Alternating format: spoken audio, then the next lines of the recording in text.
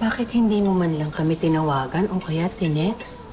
Alam mo bang halos mabaliw kami dito? Nung mabalitaan namin, patay ka na? Tia Belen, ako din. Halos masira ang katinuan ko eh.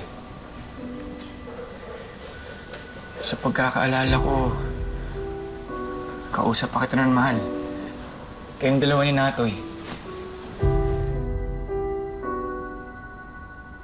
Tapos bigla na lang may sumabog ng malakas. Tulong! Tulungan niyo ako! Help! Hindi ko alam kung paano. Pero nagliyab yung buong lugar. Buti lang malapit ako sa main gate. Kahit na malakas yung kapoy.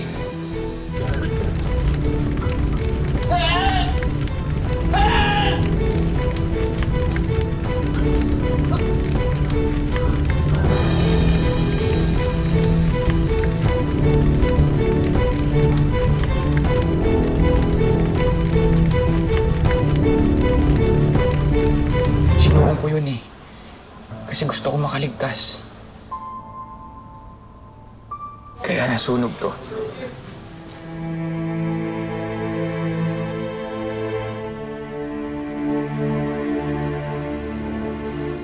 Sobrang takot na takot po ako, Tia Belen. Nagkaroon ako ng trauma. Ilang beses po ako nagkasakit. Nabangga. Pabalik-balik ako sa ospital.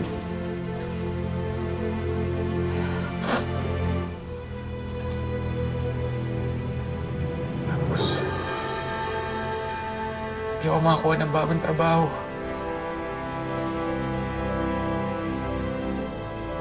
Kaya nagastos ko na po yung lahat ng ipon ko.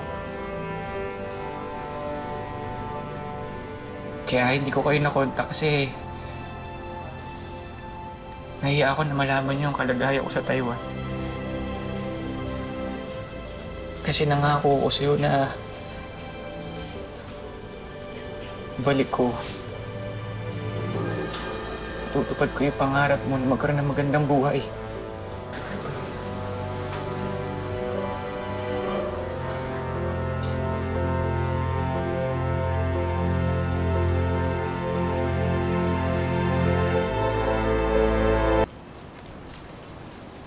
Sipag ah.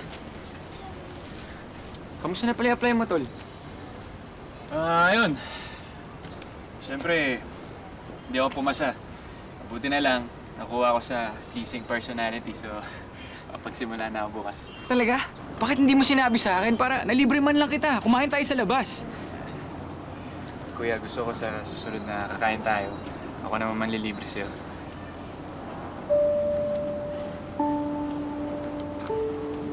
Tol, alam mo,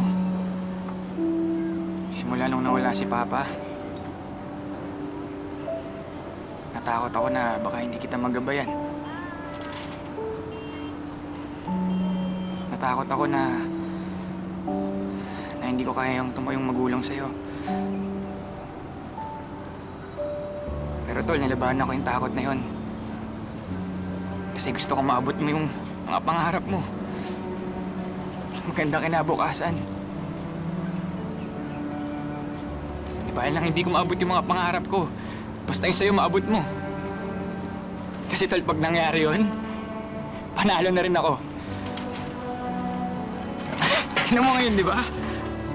Tol, proud na proud ako sa'yo. Gusto ko lang din magpasalamat sa'yo sa pag-alaga mo kay Tia Belen. At kay Mona habang wala ako. Babawi rin ako sa'yo, ha?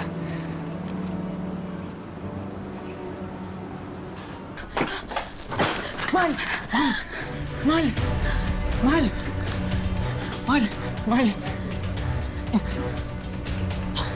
Mal!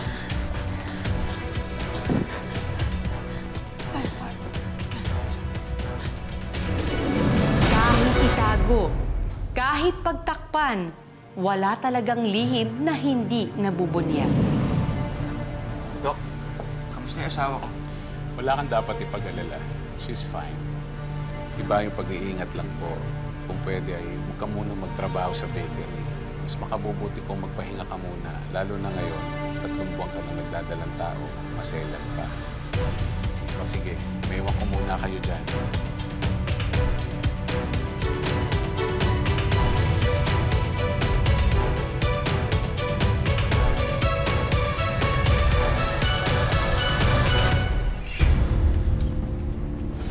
Hayop ka!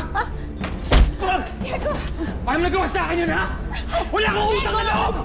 Diego muna! Ano nangyayari dito, ha? Diego! Alam ko na lahat! Inagaw mo sa akin ang asawa ko! Tama na! Dadalawa na lang kayo magkapatid! Nag-aaway pa kayo! Eh sana nga hindi ko lang naging kapatid yan eh! Kung di mo nyo lang ako, napatay ko na yan!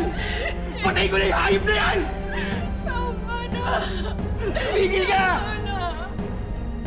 Ang buong akala ko patay ka na! Nihintay ko na naisip na babalik ka pa! Akala! O yun yung pinagdasal mo!